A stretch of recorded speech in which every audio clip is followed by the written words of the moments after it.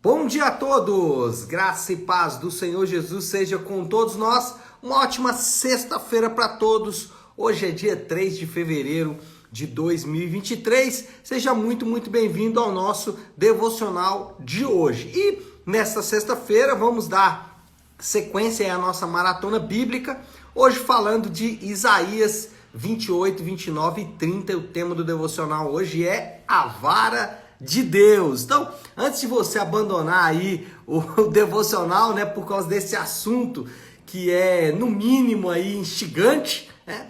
Calma, vamos pensar um pouco sobre o porquê que isso acontece. Por que o Senhor, ele nos disciplina, e qual é o motivo da disciplina, qual é o motivo do sofrimento, por que enfrentamos adversidades nessa existência. Bom, eu quero ler um texto aqui que está aí no livro de Isaías, capítulo 28, a partir do verso 2. Diz assim, Isaías 28, 2.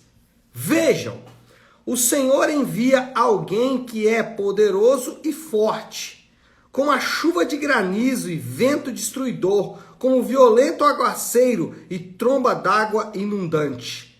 Ele a lançará com força ao chão. A coroa orgulhosa dos bêbados de Efraim será pisoteada. Sua magnífica beleza, localizada na cabeça de um vale fértil, é agora uma flor que murcha. Bom, o livro de Isaías entra no que pode ser considerada a segunda parte do livro.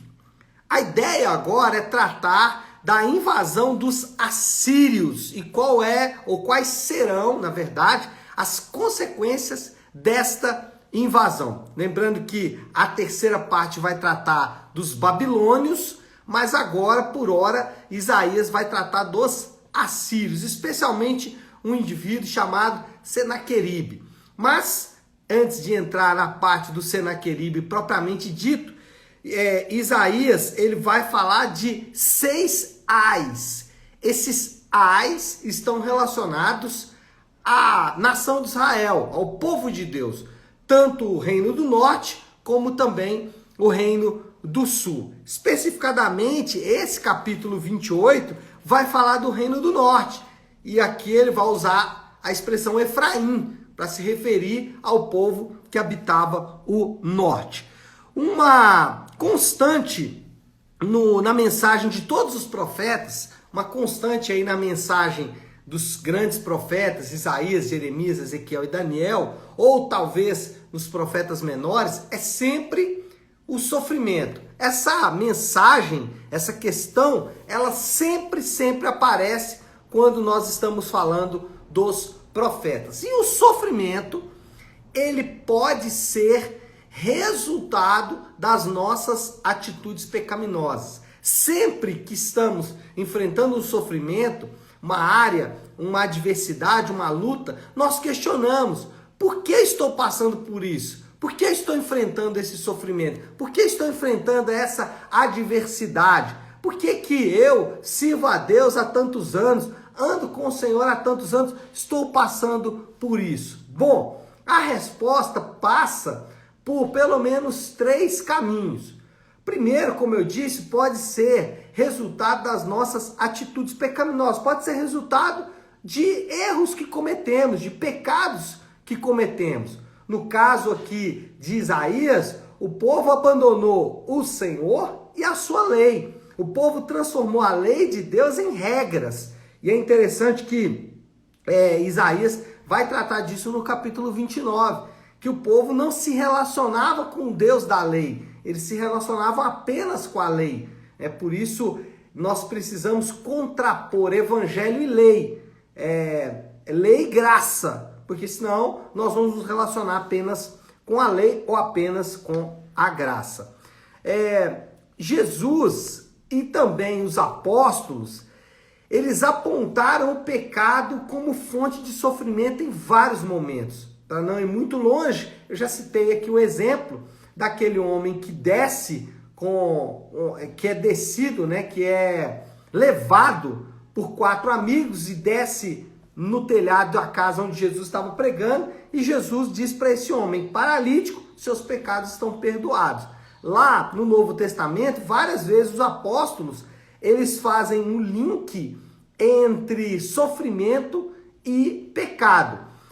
No sofrimento, sempre que estivermos enfrentando a adversidade, nós temos que tentar identificar áreas de pecado que podem estar trazendo juízo sobre a nossa vida. Então, acho que talvez esse é o primeiro exercício. Será que isso que eu estou sofrendo é resultado de algum pecado que eu cometi, de algum erro, de algum equívoco que eu cometi?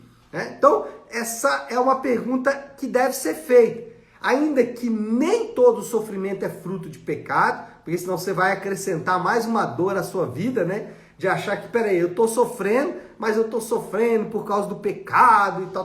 Então, a síndrome dos amigos de Jó, né? Você está sofrendo e eu ainda vou acrescentar pecado à sua vida. Não, não faça isso, né?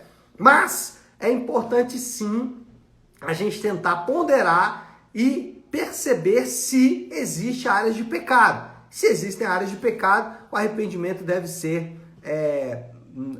feito na hora. O arrependimento deve ser veloz, rápido.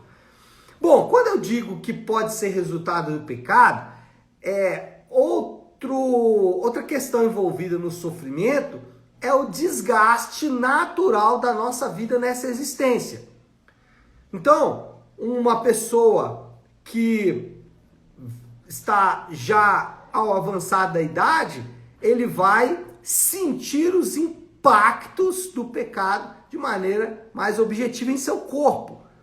Mas também, às vezes, um jovem pode enfrentar dificuldade de conseguir emprego porque a nossa existência nessa terra, ela está ligada diretamente ao pecado. Então, o que nós temos que entender é que o sofrimento, ele pode ser simplesmente resultado do desgaste que o pecado trouxe a essa existência. Pode ser áreas de pecado direto, mas pode ser áreas de pecado indireto, ou seja, resultado do desgaste que o pecado traz sobre a nossa existência aqui na Terra. Então, crises políticas, financeiras, econômicas, enfermidades, doenças, tudo isso está relacionado à nossa existência aqui na Terra. E não devemos tentar espiritualizar isso, né? Mas sim entender que enquanto vivemos nessa Terra, essa conexão com o sofrimento será inerente. Segundo lugar, pode ser o chamado de Deus ao arrependimento. Deus usava o sofrimento para convocar, usava aqui, né, falando do texto, Deus está usando o sofrimento para convocar as pessoas ao arrependimento. Então, o que Isaías está dizendo? Olha, para voltar aí no texto que a gente acabou de ler, né? Olha, você será pisoteada, vai vir uma chuva de granizo, vento destruidor, aguaceiro, tromba d'água e tudo mais. Então vocês precisam se arrepender rápido, porque senão vocês vão experimentar isso aí. Paulo, ele usou o termo sofrimento para se referir a pessoas que estavam impenitentes. Por exemplo, lá em 1 Coríntios capítulo 5, Paulo fala de um indivíduo que estava em um pecado escandaloso e impenitente, ou seja, ele não se arrependia. E Paulo chegou a dizer, olha, que o seu corpo sofra para que o seu espírito seja salvo. Então, essa era uma constante no entendimento dos apóstolos de que Deus poderia usar o sofrimento como maneira de chamar as pessoas ao arrependimento. E aí pode ser aqueles que ainda não conhecem o Senhor está usando o sofrimento para levá-los ao Senhor, ou pode ser simplesmente crentes que precisam realmente, como eu disse no ponto anterior, arrepender-se dos seus pecados. Lutero, ele dizia que o sofrimento é a trombeta de Deus, ou seja, o sofrimento era a forma como Deus usava, às vezes, para chamar pessoas ao arrependimento. Às vezes, nem sempre, Deus também usa essas adversidades aí para chamar pessoas ao arrependimento. Como disse, tanto ímpios, tanto pessoas que ainda não estão na fé, como aqueles que já estão, são chamados ao arrependimento por meio do sofrimento. É o que a Bíblia chama de disciplina, né? Então o Senhor pode estar disciplinando seus filhos por meio do arrependimento. Então, o sofrimento pode ser resultado do pecado, pode ser o Senhor chamando ao arrependimento, ou pode ser parte de alguma coisa que o Senhor quer ensinar. Deus, ele estava ensinando o seu povo, nesse caso aqui de Isaías, que eles deviam confiar somente no Senhor. Paulo, ele relatou, um nível de sofrimento que a gente não sabe qual era esse nível de sofrimento.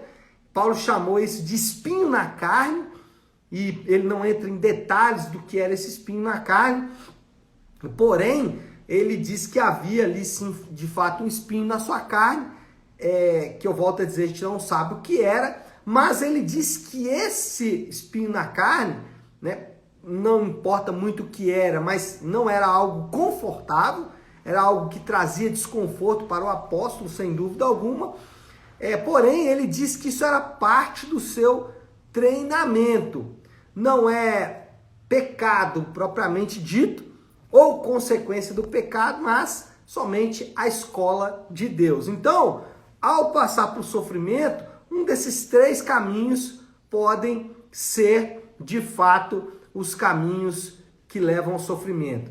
Às vezes, pecados, erros que cometemos, equívocos, Então, é o famoso pecado tem consequência. Então, de fato, alguma consequência do nosso pecado, ainda que minorado, ainda que o Senhor restrinja a consequência desse pecado, mas de fato, pode ser pecados e é importante você identificar. Então, está passando por um sofrimento, será que foi causado por algum erro que eu cometi? É importante entender para que você possa deixar o pecado, Pode ser, falando do pecado, resultado direto do pecado ou indireto, ou seja, resultado do pecado na existência, crises financeiras, econômicas, problemas de saúde e assim por diante. Pode ser o Senhor chamando ao arrependimento, então a chamada trombeta de Deus, Deus pode estar disciplinando os seus filhos, ou pode ser apenas parte do treinamento de Deus, pode ser apenas didático. Deus usa o sofrimento sim, O caso de Paulo com o espinho na carne é o caso mais clássico. Bom, moral da história. Em todas essas coisas, independente do que seja, escola, disciplina, resultado do pecado, enfim, em todas essas coisas devemos manter um coração adorador, para não murmurar ou questionar o amor de Deus. O salmista nos ensina isso. Sempre que você ver a expressão Deus é bom em todo tempo, você pode ler, você vai ver que o salmista está envolvido em algum tipo de sofrimento. Então ele se disciplinou para sempre que estiver enfrentando ali um momento de dor, ele declarar Deus é bom. Em todo tempo Deus é bom. E é interessante, só para finalizar aqui, lemos aí o capítulo 28 de Isaías, Deus falando, Vai trazer chuva, granizo, vento destruidor, aguaceiro, tromba d'água, Efraim será pisoteado, a flor vai murchar. Mas olha o versículo 5, e eu quero finalizar com esse versículo, porque falamos muito de sofrimento, Versículo 5, naquele dia, o Senhor dos Exércitos será uma coroa gloriosa, um belo diadema para o remanescente do seu povo. Então, depois de todas essas coisas, nós veremos a glória de Deus. É aquele famoso ditado, depois da tempestade o sol brilha mais forte. Depois da noite escura aparece o amanhecer, e sempre o amanhecer com o sol brilhante, o sol forte brilhando sobre nossas cabeças. Então a ideia aqui do texto é ir na mesma direção. Então se você está aí enfrentando algum sofrimento na sua vida, encontre consolo no Senhor. Encontre consolo em saber que uma dessas três coisas pode estar acontecendo, ou talvez as três coisas ao mesmo tempo. Mas é sempre importante manter um coração adorador, manter um coração que declara sempre: Deus é bom, Deus é bom, Deus é bom. Tá certo, meu povo? Vamos orar? Vamos colocar tudo isso aí diante de Deus? Se você puder, então, pare aí um instante o que você está fazendo e vamos juntos buscar a Deus em oração, lembrando que sempre nós encerramos o devocional de sexta-feira com a oração que o Senhor nos ensinou com o Pai Nosso. Pai nosso que estás nos céus, santificado seja o teu nome. Venha o teu reino, seja feita a tua vontade, assim na terra como no céu. Dá-nos hoje o nosso pão de cada dia. Perdoa as nossas dívidas, assim como perdoamos aos nossos devedores. E não nos deixes cair em tentação, mas livra-nos do mal, porque teu é o reino, o poder e a glória para sempre. Amém. Amém, meu povo? Bom, então é isso. Nós vamos ficando por aqui. Eu não poderia encerrar sem deixar dois convites especiais. Primeiro, amanhã, a partir das 13 horas, nós vamos ter uma escola de crescimento na Igreja Nave. Nós vamos falar sobre o Evangelho, aplicando a mensagem para a vida. Ou seja, como usar a mensagem do Evangelho na nossa própria vida. Então, amanhã, a partir das 13 horas, serão 3 professores diferentes. Eu estarei lá também dando aula. Então você pode participar com a gente, esse curso completamente gratuito, sem qualquer custo para você e é literalmente gratuito mesmo. Então amanhã, a partir das 13 horas, só mandar um direct para mim aí que eu vou fazer a sua inscrição. E segundo aviso, domingo, às 10 da manhã, culto de celebração na nossa Igreja Nave, Rua Maria Carolina Campos, número 28. Eu te espero para juntos adorarmos ao Senhor, tá certo? Vamos finalizar então? Sexta-feira abençoada para todos, final de semana também de bênção de Deus. Fiquem com o Senhor.